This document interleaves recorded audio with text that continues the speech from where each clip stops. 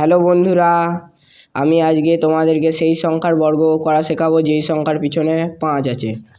ধরি সেই সংখ্যাটি হলো 45।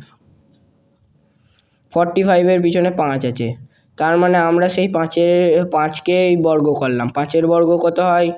25, এবং 4-এর পরের সংখ্যা দিয়ে সেটিকে গুণ করব। 4-এর পরের সংখ্যা কি?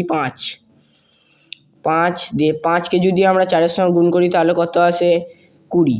এবার যদি আমরা এবার আমাদেরকে এই 25কে 20-র পাশে বসিয়ে দিতে হবে।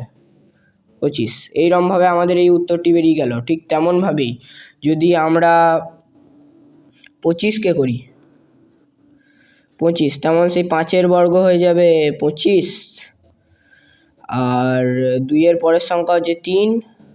এটা 3 দিয়ে গুণ করলে 2 3 6, 6কে বসিয়ে দিলাম এবং 6-এর পর আছে 25, 25কে তার পাশে বসিয়ে দিলাম, বেরিয়ে গেল উত্তর।